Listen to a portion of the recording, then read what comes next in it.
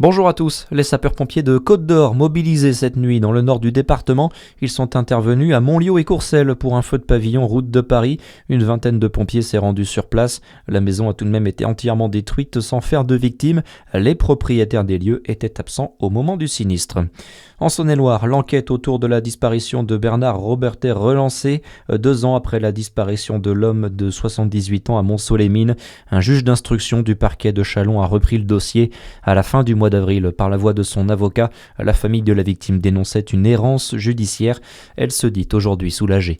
Une affaire délicate au tribunal judiciaire de Lons-le-Saunier. Demain, une femme de 26 ans comparaît pour homicide involontaire et blessures involontaires. Elle était au volant d'une voiture avec 3 passagers à son bord en covoiturage lorsqu'elle avait entrepris un dépassement qui s'était soldé par un choc frontal avec une autre voiture arrivant en face. C'était en novembre 2023 sur la commune d'Augizet. 2 passagères de 76 et 61 ans avaient perdu la vie sur le coup.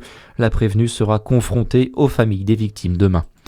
Une mobilisation aujourd'hui dans un collège de Dijon. Les parents d'élèves et personnel d'André Malraux comptent dénoncer le manque de moyens humains et la dégradation du cadre scolaire au sein de l'établissement.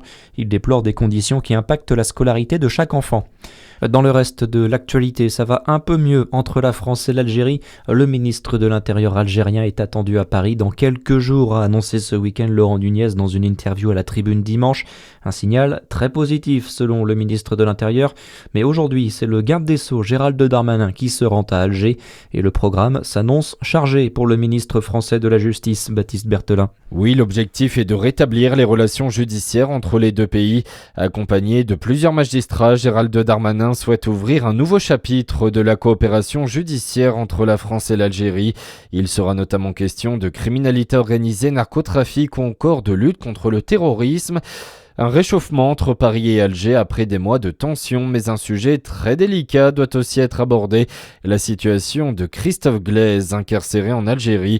Sujet majeur pour Gérald Darmanin, alors que le journaliste a été condamné en appel début décembre à 7 ans de prison pour apologie du terrorisme. Il a reçu ces derniers jours la visite d'un diplomate français. Et pour rappel, la famille de Christophe Glaise a récemment annoncé avoir retiré son pourvoi en cassation. Elle espère une grâce du président algérien Tebboune. Les sports et le maintien en Ligue 1 validé pour Auxerre. Le club bourguignon s'est imposé à Lille 2-0 hier soir pour la dernière journée de championnat.